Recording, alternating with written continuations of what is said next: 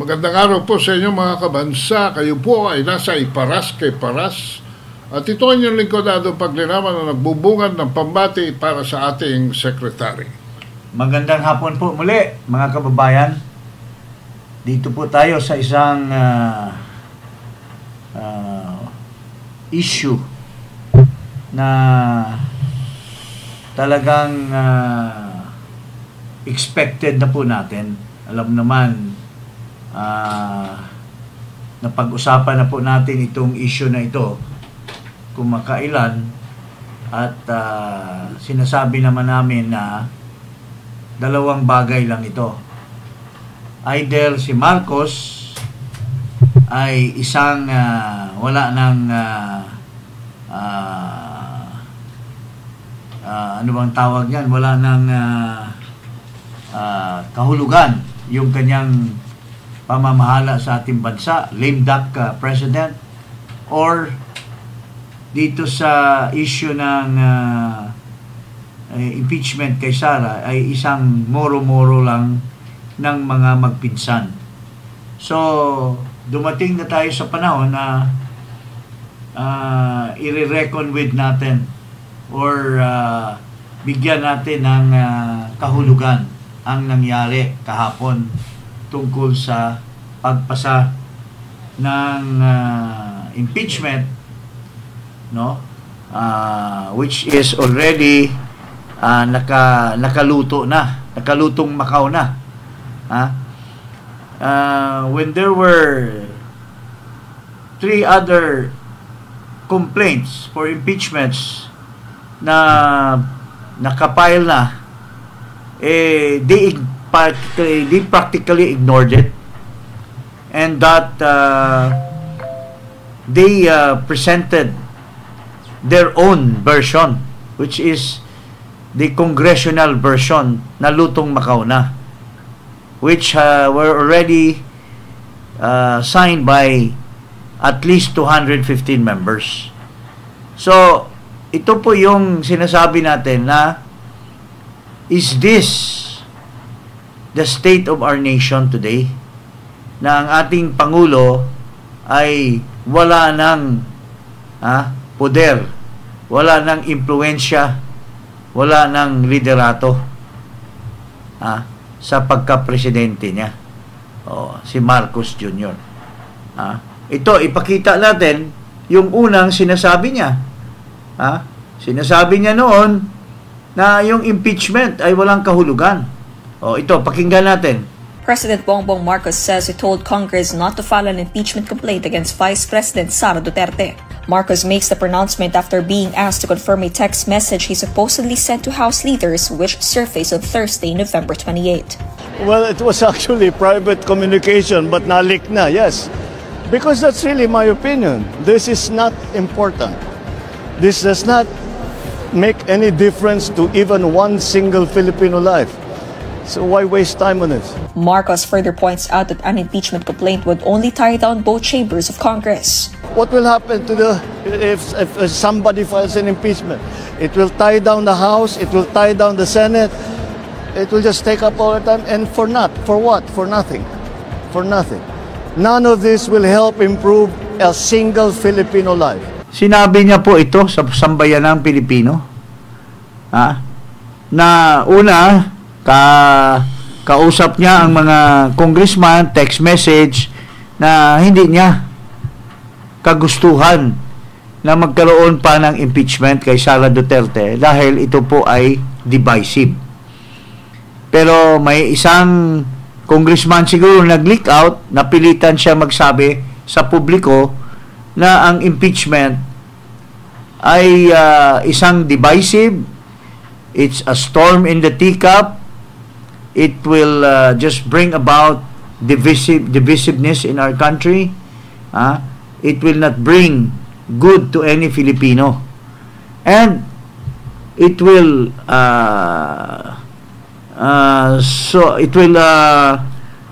disturb the work of the Senate and the House. It will delay their work, so to speak. So, sinabi po niya yan. bilang isang pangulo, bilang isang naninindigan na pangulo.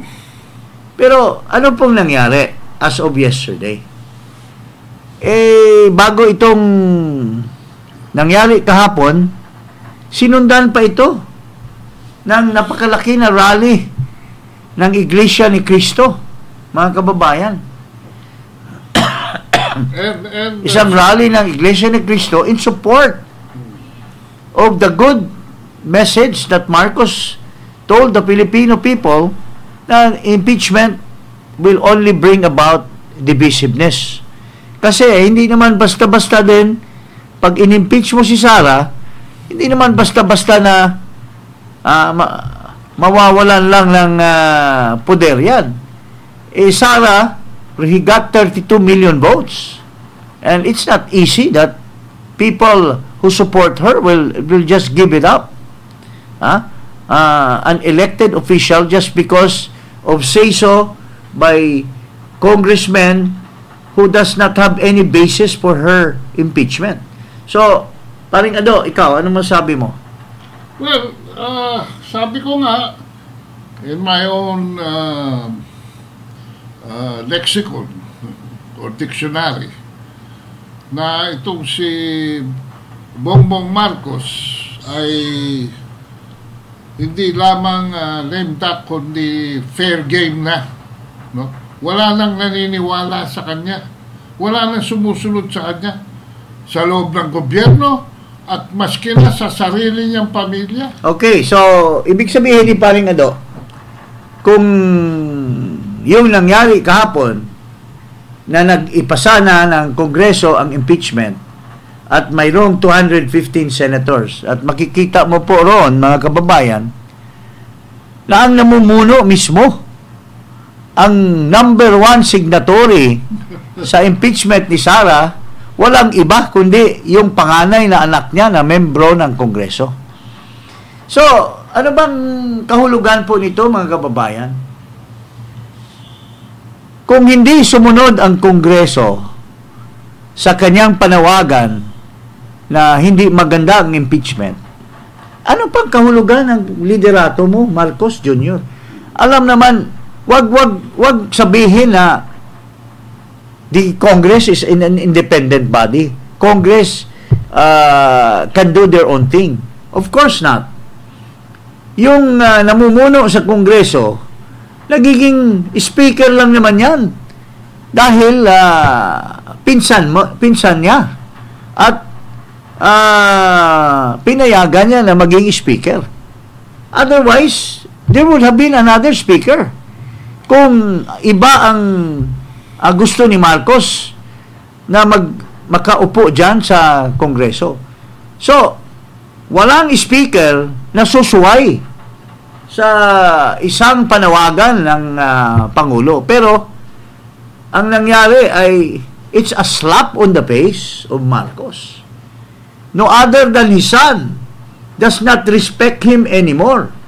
Yung anak niya na si Marcos Sandro, yung pang namumuno, yung pang nangunguna sa pagsampal ng kanyang ama na hindi pinakinggan yung pakiusap ni Marcos na huwag kayong mag-impeach si Sara man or sino man because ang impeachment ay mabigat yan. Magiging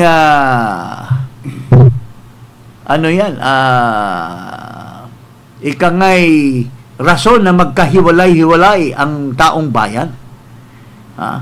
At anong mapapala ng bansa? In fact, paring Ado, I received several calls from top businessmen.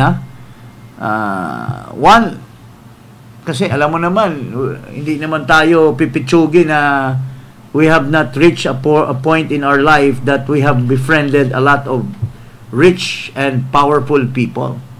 May isang tumawag sa akin. Biglaan, sabi niya, sa dati kang ni President Duterte, anong kahulugan nito na hindi sinusunod si Presidente Marcos ng kanyang mga kasama sa Congress?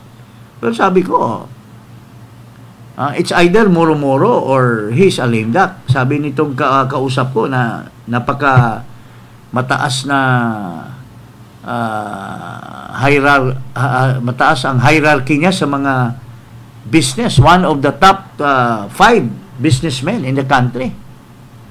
Sabi niya, hindi siya maniwala na muro-muro yung sinabi ni Marcos. Sabi niya, makatotohanan yung sinabi ni Marcos pero hindi siya sinunod. So, anong implication yan to the businessmen? Maybe the businessmen believe that Marcos meant well, but he is being disobeyed, being ignored. Yun ang kanilang by the very people na ang namumuno dyan ay nagdidepende lang naman sa kanya. So, anong implication nito?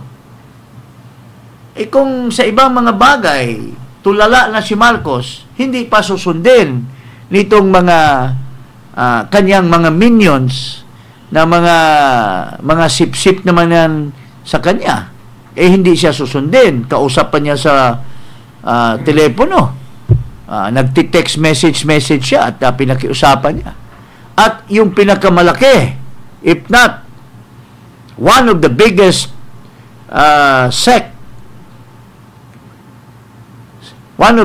sects in the country, yung sekta ng bansa, ang Iglesia ni Cristo, na nagrally in support of his statement all over the country, ay parang binawali-wala ito ng isang branch of government. So, anong significance nito, paring Ado? Well, to the businessman, Marcos is a forgone person. He's a lame duck. Plus the fact na there's a pending case in the Supreme Court which might bring about the unconstitutionality of the 2025 General Appropriations Act. And the illegality. Kaya nga, unconstitutionality nga, ang ibig sabihin. So that's illegal, invalid. That will bring about a return to the previous budget, which we call reenactment. And in a reenactment budget, wala na yung mga pork barrel na yan. So, lalo pa siyang mabutata dahil in a reenactment budget, there will be no pork barrel, there will be no other expenditures except the basic budget for basic services such as payroll, yung mga regular recurring mga expenditures. Yun lang po ang magiging dyan. Ano ba yun? MOOE lang? Papasa doon? Walang mga... wala ngang MOOE yun Personal services lang. Wow. At saka yung mga maintenance. Wow. Walang project funds yun. Wow. Kasi tapos na yung the other year. Wow. In 2024 are already expended. Tapos na, no? Tapos na, no? So, sweldo lang yan. At yung mga basic services, health services, yung recurring, o kaya yung mga continuing, like mga existing projects na may mga budget na yan, continuing. Yun ang tutuloy lang doon. Itutuloy lang at na yun. So, yun po ang mangyayari dito, mga kababayan. So, anong pinagsasabi ito? Pakinggan natin itong sidekick niya. sa naging development sa Congress about the impeachment against VP Sara. Impeachment, the statement of the President is unambiguous na wala kaming kinalaman dyan, and we are not going to encourage that. The President has been very clear about his position on this. So any suggestion na political yan or instigated by our our side, no. That is never in the that is never true.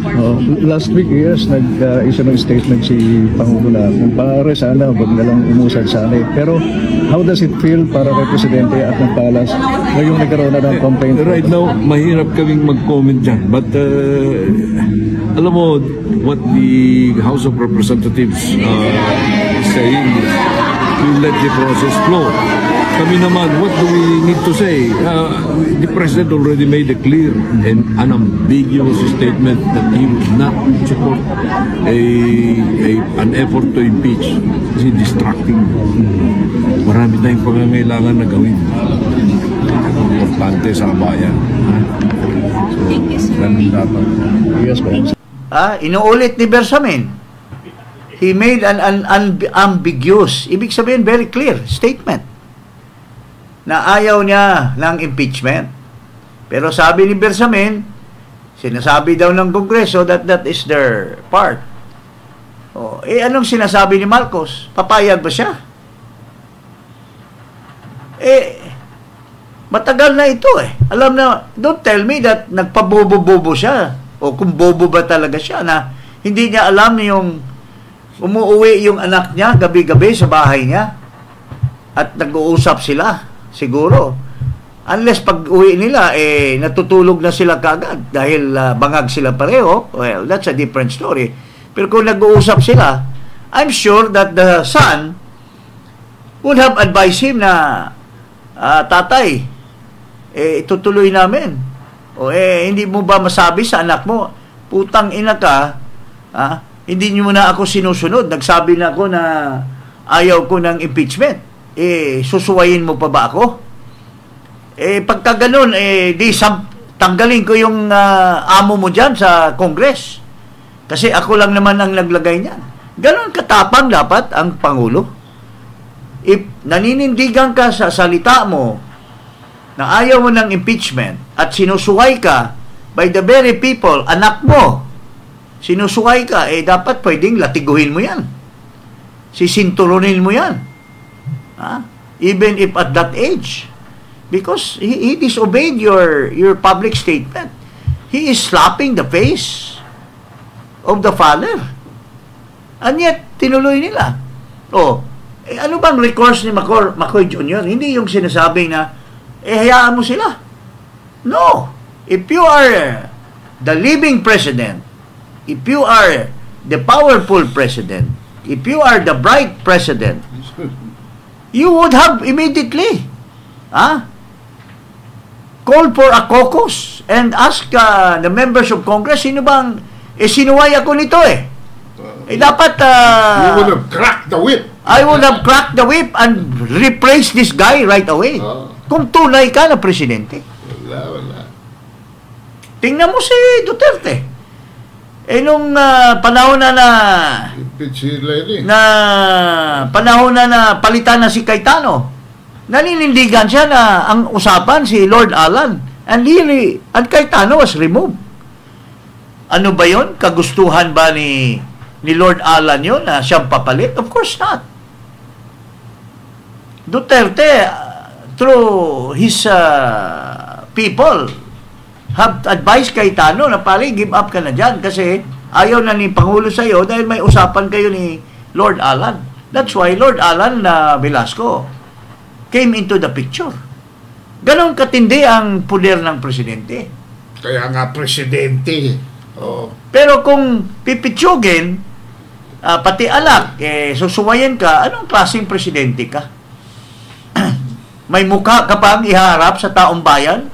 Pati anak mo, binastos ka? Pumirma ng impeachment maski ayaw mo? Hindi, baka ganito naman nangyari. Baka umuwi siya, tinanong ni Sandro ang tatay niya, tatay, tutuloy ba natin ito impeachment ni Sara? Baka sagot niya depende. Depende sa Speaker of the House. Baka ganun. So anong ibig sabihin na? We are just being consistent. That is lame duck. Lame duck talaga.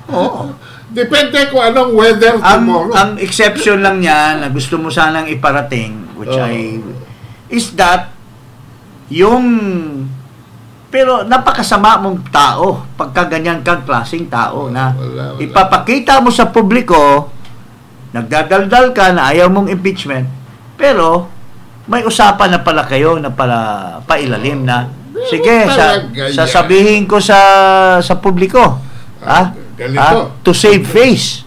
Pero sige, tuloy niyo yan. Kasi baka mamaya in 2028 baka mawalan tayo sa pwesto. Hindi ko mapapatuloy ang mga pamilya ko. Tingnan mo itong sinasabi ni Marcos. Kasi para sa kanila ang politika ay it's a money-making matter. Ito, as related by Sandro Marcos. It's a money machine. Sabi daw ni Pangulong Marcos Sr. Na wag kang kumuha ng engineering, wag kang kumuha ng biology, wag kang kumuha ng ganito, course. Magpolitiko ka. Walang pera dyan sa engineering, wala. So, ibig sabihin, nasa politika ang pera. So, kaya nagiging corrupt itong mga tao na ito kasi natutunan nila ang tinuro ni Marcos. Ito, pakinggan muna natin bago natin kukomentahan pa. Ito ang kinikwento ni Sandro Marcos, mga kababayan. He was a little bit of a nerd as a kid, so he was, he wanted to do physics, maths, biology, but my grandfather was like, there's no money in that, so switched to politics. And that is where Marcos made their money. In fact, who were the Marcoses in the first place? When he was accused of killing Nalondasan, there were nobody. Natalo si Mariano Marcos. At pinapatay nila si Nalondasan. 2 beses natalo. And sinave lang siya ni Laurel, Justice Laurel. Then then he joined politics, and that was the time he became rich and rich and rich, more than anything else. By corruption, by during martial law, he amassed so much wealth. Kasi yun ang pag-iisip niya na walang pera sa ibang noble profession. Nasa politika ang pera. So is their relatives also. Nakapagbahay sa mga iba-ibang marangya na lugar. Forbes Park, halos lahat sila nakatira sa Forbes Park. But who were they in the first place? This family from Leyte, from Ilocos. Some people were even saying that originally these people they were living in garage, in a garage, until somebody married this woman, and pati yung mga kapatid nagiging mayaman na rin. Pero paano sila yumaman in the first place? Through politics also. So tama si Sandro na nag-shift siya from a noble course to politics, because according to the old man Marcos, there's no money there. Money is in politics. Pero pumirma ba si Sandro? Tingnan nga natin, i-overlay mga Chris. Ayan. Ayun, number 1, no? Sinabi ko na nga, number 1, yun ang unang pumirma at yun ang unang sumuway sa tatay niya. Yun ang mga katotohanan na. So anong bottom line? Let's look at this as a bottom line. Wala ka talagang paninindigan. Kung maniobra mo man, nagmoro-moro ka, pero in the eyes of the public, you're nothing. Sasabihin ni Bersamin, you have said it, at pinaubaya mo sa Kongreso, who will believe that? The Speaker of the House is just a mere henchman of the President. Nothing or nowhere in the history of this country that the Speaker of the House will be somebody elected by the members of Congress without the say-so of the President. Ramos de Venecia, Estrada, Manny Villar. Ang gusto ng mga tao noon, mga kasama namin sa house, si Duabit. Pero sinong nagsabi? Ang gusto ni Erap, si Manny Villar, dahil nag-contribute sa kanya. May iba bang kumontra? Si Cory Aquino, sino? Si Mitra. Why? Because sabi ni Piping Cuangco, si Mitra ang magiging Speaker of the House. Duterte, never in the history na magkakaroon ng 2 or 3 speaker mag-divide-divide. Paano na-divide yun? Si Duterte rin ang nag-decide. Si Alan muna at saka yung Lord Alan Velasco ang pangalawa. Pwede ba yun? In fact, Martin Romualdez knows very well about this. In fact, I sympathize with Martin Romualdez, mga kababayan. Because in the choice of the speaker during Duterte's time, kung pinaira lamang ang tunay na botohan, Martin Romualdez would have won easily in the election. He had the numbers. He had the numbers. Pero just to emphasize na ang presidente ang may say as far as the speaker is concerned. Pinili ni dahil sa mga kibitzer na sila Villarlea, Bongo, at saka yung si Secretary of Finance. Grupos nila si Alan Cayetano. Si Alan ang tinulak maski walang numero. So, syempre, devastated si Speaker Romualdez or si Martin Romualdez at the time. So, I cannot blame him also for having siguro, right now, his resentment against the Dutertes. But that's history. Pero, ang point lang natin, huwag sabihin ni Marcos na wala siyang magagawa. Ito naman sa Senate President. Tingnan natin. Kung susuway ba? Susuwayin ba niya? Kasi alam naman natin lahat, mga kababayan, na itong si Escudero, hindi naman magiging speaker yan kung walang basbas ni Marcos also. Makakuha ba ng boto yan kung hindi tinulak ni Marcos? At sasabihin niya, siya daw ang nagkampanya? No, sir. You were also a headsman of Marcos and you are doing the bidding of Marcos in all your decisions in the Senate. Ito, pakinggan natin itong Escudero kung anong tingin niya dito sa impeachment. Mahigit 2 buwang inupuan, pinag-aralan, binasa, tiningnan ng Kamara yung mga impeachment complaint na nakabinbin. Mahigit 2 buwan, hindi finorward ng Secretary General ang impeachment complaint sa tanggapan ng Speaker para i-refer sa plenary at sa Committee on Justice. Magkatabi lamang naman ang kwarto tulad sa Senado ng Secretary General at ng Speaker, ang Secretary ng Senate at ng Senate President. Bakit naman kami bigla sasabihang gumalaw, umakto agad sa loob lamang ng ilang oras?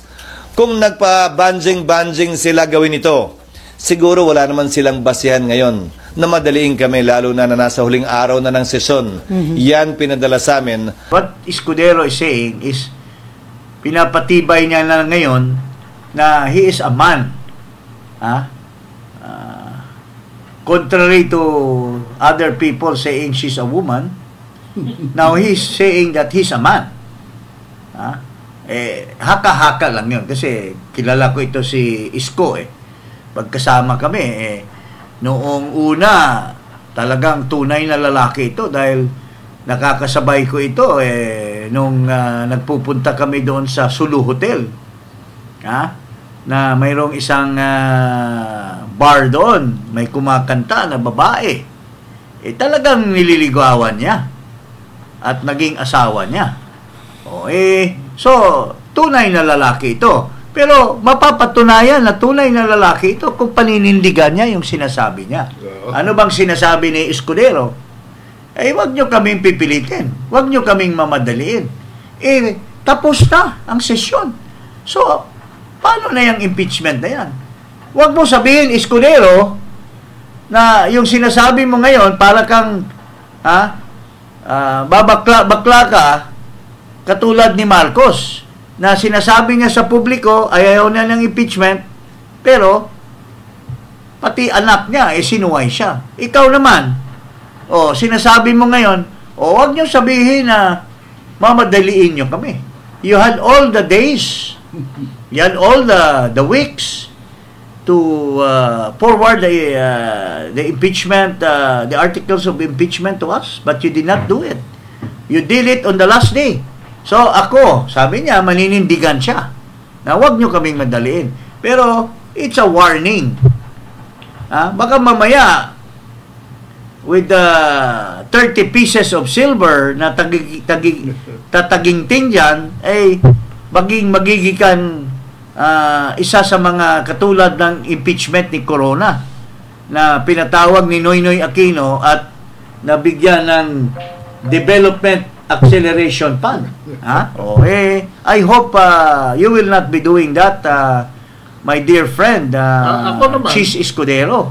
Ako naman, ikaw, ano masabi mo? Ako naman, maghihintay na lang ako ng resumption ng Senate session sa Hunyo para malaman ko ano talaga mangyayari dyan. Wala nang time yon, Hunyo. Alam ko, pero bibigyan ba nila ng proseso? Dapat yan, unang meeting pa lang, dismiss na nila yan. Kung talagang pangatawanan mo siya, sabi mo. Ay, hindi naman. Let the process speak for itself. Meaning to say, ang magiging proseso niyan, as of now, sabi niya, hindi niya actionan. Kasi may mga agenda na sila for today and it is the last day of the session. So, matutulog yan. Kasi 12 senators will be out and the others will be running for re-election. So only 12, they don't have a quorum. So how can they act when the rest are out on the field? Walang majority. So wala yan, matutulog yan. Unless nga by mystery, biglang magpatawag siya ng session, special session during the days. Kasi may mga ibang smart aleck na nagsasabi na hindi naman yan ordinary legislative work. The impeachment now is a separate and distinct. Pero sinasabi ni Joel, pareho pa rin yan. That is still a plenary action.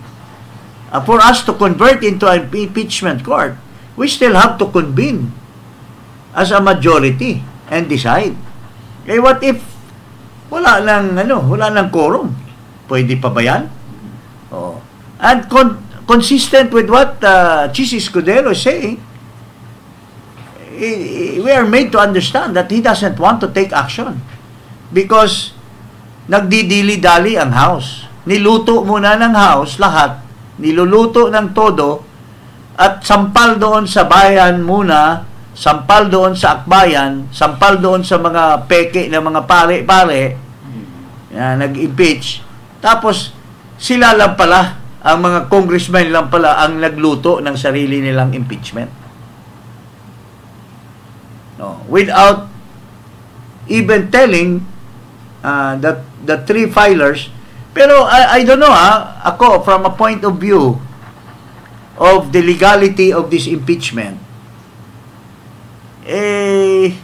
could it be look into na yung issue ng jurisprudence that there can only be one impeachment complaint be filed. Now, can it be considered that this fourth impeachment is not the first impeachment and that this one violates the 1-year impeachment rule? Well, according to Associate Justice Antonio Carpio, the clock starts ticking pag yung Secretary General ay in-endorse na yan doon sa committee. Yun, meron siyang version na gano'n. That's a gray area. That's a gray area. Somebody can raise this issue and go for anybody now can go to the Supreme Court and raise that issue. Para sa akin. And get a TRO to stop the Senate from ruling on that, because there is a gray area in the interpretation of the 1-year impeachment rule. Para sa akin, at the time na receiving yun ng Secretary. Yes. Yung una. Yung una. Kaya wala nang pangalawa, wala nang pangatlo. Yung una. Kaya nga, sinabi na natin yan dito eh. So yun po mga kababayan, ang pangyayari. So, kayo po ang maghusga kung itong Pangulo ngayon, maraming pasa na sa mukha yan. Bakit maraming pasa? Pinagsasampal na siya ng kanyang konsyensya dahil hindi siya sinunod. Naninindigan siya, ayaw niyang impeachment, it's a storm in the teacup, it's divisive, it will not bring good to any Filipino. Pero pinakinggan ba siya? Pinakinggan ba siya ng mga... Noong panahon ni Duterte, ini-impeach. Gusto nila impeach si Leni. Sabi ni Duterte, stop it! Stop it! Ano nangyari? Wala. Walang impeachment. Pero ito, lame duck eh. Wala. He's not only lame, but he's a duck. That walks like a duck. Kasi bakit why is he walking like a duck? Paling-paling. Ano ba itong tao na ito? Anong klaseng tao to, pare? Bangag. Bangag. Bangag. Yun po, mga kababayan. Yun po ang katotohanan. So, nananawagan po tayo sa taong bayan.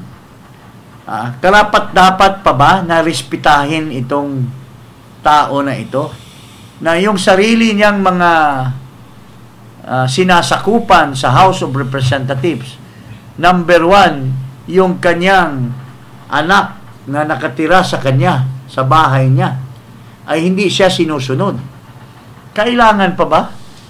May karapatan pa bang irespeto ito ng taong bayan na isang lame duck, presidente, hindi sinusunod? May kasabihan sa Biblia. Sabi sa Biblia, pag hindi ka mapagkatiwalaan sa mga maliliit na bagay, hindi ka pwedeng pagkatiwalaan sa mga malalaking bagay. So, ako sana... mo pa kaya ng bansa? Ako sana, nakuha yung ng konting respeto ko nung naninindigan siya. Oo. Na... Tumahimik ako nun. Oo. At saka, pati ang Iglesia ni Cristo. Ang ibang mga religious group like KOJC who went along with... Mukhang na good time niya eh. Na good time niya, pero they respected Marcos. Nagsagawa ng rally all over the country, gumastos ng sarili nila. In support of his statement. In support of his statement. That's very, very good statement. Pero what will happen now? Does he still earns the respect of the Iglesia ni Cristo? Kausapin natin si Eduardo. Si Cabel, sino pa diyang mga kaba-kaba na kabel-kabel dyan. Kung sino pa yung mga hierarchical people dyan. Yung nag-speech, sino ba yun? Tumanaw. Si Bishop Tumanaw o Iglesia. Kung Bishop man yun. May respeto pa ba kayo kay Duterte? Kay Marcos? May respeto pa ba kayo? Na yung mga tao nyo, pinapunta nyo sa Luneta, nagsagawa kayo ng rally to support Marcos because you agreed to his statement that parliament impeachment is a no-no. Pero ngayon, may nagawa ba ang Pangulo? Rirespetuhin ba nyo na pati yung anak niya hindi niya mapasunod? Anong klase? Ang latest balita ngayon, hands off na raw. Hands off na raw si Marcos. Hands off? Kailan pa ba hindi nag-hands off yan? Yun nang... Kailan pa nag-hands on? Yun nang yung sa Bicol anong sinabi niya? Ano bang gagawin natin? John Vic, ano bang gagawin? Tunay ba na presidente yan? No, itong sa budget. Ano sabi niya? I will close the government. Sabi niya? Ano yung right word na sinabi niya? I will stop the operation of government. Kasi daw, bakit nagpapile-pile pa ng kaso itong mga sa Supreme Court? Nasaan yung opinion ng babae? Ito, pakinggan nyo ito. Ang opinion ng isang babae, ordinary woman, pero anong sinabi niya tungkol dito sa bangag na Pangulo na to? Shutdown. Ito, si Miss Pang Chang. Ito, ordinary citizen, pero naintindihan niya yung kabulastugan ni Marcos. Ito, pakinggan natin. Nabasa niyo ba yung headline sa GMA na nanakot pa itong bangag nating presidente na just in case na ang Supreme Court ay umayon sa petisyon na gawing unconstitutional or ipawalang bisa ang General's Appropriations Act 2025, isa-shutdown niya ang gobyerno. Tingnan natin. Sabi niya, no, we shut down everything. I guess that's what they want. They want the government to cease working. So yung matuloy yung kanilang mga destabilisasyon na ginagawa. Bakit mo naiisip na destabilisasyon ang ginagawa? Corruption ang issue natin dito. So anong isusunod mo dito? Martial law? Ganitong klaseng presidente ba ang gusto natin na mamuno sa bansa? Of course not. Ito ay isang indikasyon na napaka-weak niya. Yung decision-making skills niya, kulang na kulang. At ewan ko kung inaral niya ang batas. Mr. President, para namang hindi mo masyadong alam ang mga proseso at mga kailangang ginagawa kung sakali na maging unconstitutional ang GAA. Wala ba tayong contingency funds? Hindi ba natin naiisip yan? Or hindi ba natin alam yung RA 7160? So, ano ang mangyayari? So, ang gagawin po, according to that ruling, RA 7160, is ire-reenact. Okay? Ire-reenact kung ano ang existing budget natin para sa taong susunod. Anong ibig sabihin? So, ang i-apply na budget automatically is yung budget nitong 2024. Kasi walang naaprubahan na bill eh. Ganun po yung mangyayari, Mr. President. Paano isa-shutdown mo dyan? Ano, magma-martial law ka? Napaka-inosenteng mo ka, ordinary na tao, pero, lalong pinagsasampal-sampal yung mukha mo, Marcos. Di ka ba mahiya, Marcos Jr.? Na isang ordinaryo na tao, nililecturan ka pa? Na wala kang alam sa panggobyerno? How many ordinary people like that who are thinking the same way as Miss Panchang na nakatira ngayon sa buong bansa at who feel the same way na doon sa mga pronouncements mo.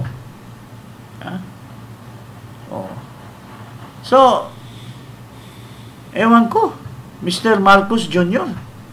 Do you have the temerity? Do you have still the courage to go on? Or baka mag-give up ka na lang? Why don't you just give up and let it, maybe just like your father, okay? Para ayaw mong ipasa kay Sara, mag-certify ka ng bill na magkaroon ng snap election. Parang wala ka ng kakayahan eh. Let's have a snap election. Kung ayaw mo ng si Sara maging vice-presidente, let Romales, let Tulfo, let Escudero. Sino pa yung gustong Let Lisa Araneta Marcos run against let those Duterte. people who are still capable and who are respected, unlike you, lame duck ka na eh, hindi ka na po pwede. Let them Let Paquito come up with a proposed bill through your PLLO in calling for a snap election to be approved by the House and the Senate. Kasi parang tamad ka na eh. You don't think anymore eh. Itong si Miss Pansyang pinapahiya ka eh. Dahil wala ka daw alam eh. Pero mo yan. Shutdown means wala na siyang alam na paraan. Wala na. Give up ka na. Parang hindi niya narinig yung reenactment eh. Wala, hindi niya alam yan. Hindi niya alam yun. Ginagawa ni Lucas Bersamin dyan. Wala eh. Alam mo na si Bersamin, ano lang yan eh. Sunod-sunuran. Chuchuwari-wari-wap lang yan eh. Taga ano lang yan eh. Taga ano lang ng itlog ni Marcos yan eh. Taga hawak lang yan eh.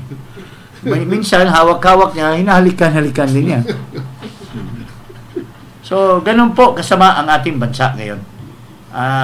This is nothing personal. This is exactly the state of the nation right now. We presented it. Okay. Huwag kalimutang mag-subscribe dito sa Iparas kay Paras at i-click ang notification bell sa YouTube at mag-subscribe na rin po sa aking YouTube channel at Ado Paglinawan. Kayo po ay nasa Iparas kay Paras. Maraming salamat po.